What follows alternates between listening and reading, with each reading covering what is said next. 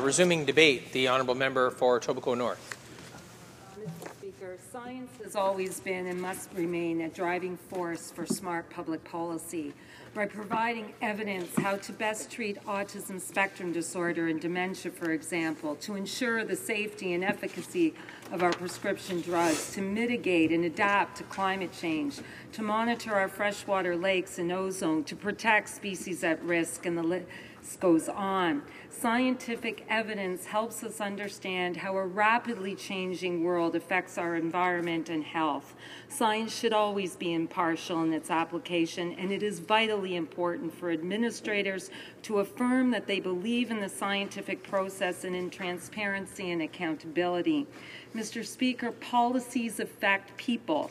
For example, when a family member has a prescription filled, he or she wants to be confident that if federal scientists had any concern about the safety or efficacy of that drug, they were able to speak out, and that decisions were made based on the basis of research, not politics or profits.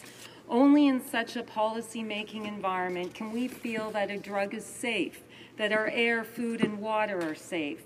The point is we need to know that outcomes, both research results and policy decisions, are grounded in science, not in special interests that ignore the scientific process. And we need to know that science that is uncomfortable for the government is not muzzled. Mr. Speaker, scientists must not only be allowed to speak up during the course of their research, but also be allowed to speak freely to the media and to the public, or as the motion says, with limited and publicly stated exceptions. Scientists will always remain the best spokespeople for their own work, and barring rare instances where information is highly sensitive, it is essential that they be able to communicate their expertise to the media and to the public. And members of the media must have timely access to federal scientists. This process is routine among federal scientists working for our closest ally, the United States. Mr. Speaker, since the Conservatives came to power in 2006, there has been a tightening of media protocols for federal scientists. Some scientists say an iron curtain has descended across the federal service. Researchers who once would have responded freely and promptly to journalists are required to direct inquiries to a media relations office, which demands written questions in advance and still might not permit scientists to speak. Federal scientists are under growing surveillance and control. Many studies have shown a pattern of suppression, manipulation, and a distortion of federal science. Canadian journalists have documented numerous cases in which prominent researchers have been prevented from discussing published peer-reviewed articles, or only discussing after a journalist's deadline has passed, on climate change, on an unprecedented loss of ozone over the Arctic, on viral infections in salmon. This isn't just theory. These are discoveries paid for by Canadians that tell us that Canadian environments are changing.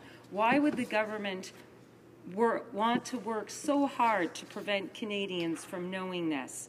Mr. Speaker, new policies that muzzle scientists and slow or prevent them from speaking to Canadians corrodes confidence in our democracy. In the past, journalists were generally able to contact scientists directly for interviews. Now scientists have to get pre-approved from their minister's office before speaking to the national or international media. Shockingly, in one case from 2014, a request from the Canadian press to speak to federal government scientist Max Bothwell about his work on algae led to a 110-page email exchange to and from 16 different federal government communications officers. Perhaps the scrutiny was because of a possible link to climate change. Mr. Speaker, there have also been reports of restrictions on scientists being able to travel to conferences to share their results. And some international scientists have even voiced concerns that working with Canadian scientists will affect their own ability to speak freely about research results. This has broader implications for Canada's prospects as an international partner. And I hear about a broader chill. The case of a minister not being able to define a simple scientific term that is part of the core work of his or her department, but knowing what scientists' funding has been pulled. Federal scientists being pressured to shut down non-governmental organizations' advocacy work, and even young researchers who are not in the federal service being pressured to stop what is termed activist activities. All are afraid to come forward for fearing their job or losing their funding. Mr. Speaker, I can personally attest to scientists' increased fear around doing their jobs. I used to consult for Environment Canada, and I have numerous friends who are scientists across Canada and the United States. Because of a fear of retribution if they speak out, Canadian scientists often ask me to speak to American colleagues who can freely comment on what is happening in Canada. I had one friend who was so concerned that he or she wrote to me from a spouse's email account to my old university email account, and then explained that he or she would call on the spouse's cell phone from a busy mall so that the call could not be traced. Surely everyone in this House should be outraged by the climate in which our scientists are being forced to perform. Surely everyone should be outraged by the quashing of dissenting opinions and by the war on science. Mr. Speaker, Nature magazine, one of the world's leading journals, has reported that the government's policy directives confirm its little understanding of the importance of the free flow of scientific knowledge. The journal reported that, quote, rather than address the matter, the Canadian government seems inclined to stick with its restrictive course and ride out all objections, end of quote. Following the symposium, Unmuzzling Government Scientists, How to Reopen the Debate, the Conservatives' media policies were center stage in the international spotlight. According to Nature, the way forward is clear. It is time for the Canadian government to set its scientists free. We used to be praised internationally for our openness, and now we are seen as a pariah. Mr. Speaker, today members of the Conservative government will repeatedly deny claims of political interference in public science. They will try to deflect from the issues at hand. They will claim scientists are able to share their research with Canadians. But evidence and the facts speak otherwise. A study by Evidence for Democracy and Simon Fraser University give media policies governing science-based departments on average a C-. I've been buzzed twice, and and I don't how know why. well It's maybe jump they out of my skin. I facilitate get this open loud. communication between scientists and the media.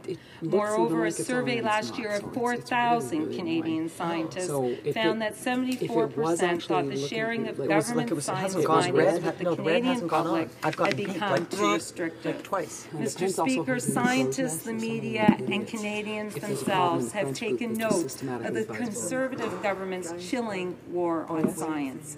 Hundreds of scientists even staged a mock funeral procession in Ottawa to protest Conservative government policies they claim are causing, quote, the death of evidence. There have also been open letters written by science organizations, journalists, and a group of international scientists calling for the unmuzzling of scientists. A letter signed by more than 800 scientists from 32 countries asked the Prime Minister to end, quote, burdensome restrictions on scientific communication and collaboration faced by Canadian government scientists, end of quote. Mr. Speaker, every Canadian has a vested interest in public science. We cannot accept policies that undermine government transparency and accountability and stifle communication. Canadians absolutely have the right to know about the research that is being funded by their own tax dollars and how this research might be used in other contexts. I am proud to support today's Liberal motion to unmuzzle science. Our party believes in the importance and value of evidence-based policy making and the expertise of our public servants, federal scientists, and researchers. We must ensure that policymakers have the right facts so they can best serve Canadians. Finally, Mr. Speaker, the government must stand up for science and for scientists. It must immediately begin to unmuzzle researchers and to restore and preserve scientific integrity so that Canadians can receive the best possible policy outcomes. They deserve nothing less. Thank you, Mr. Speaker.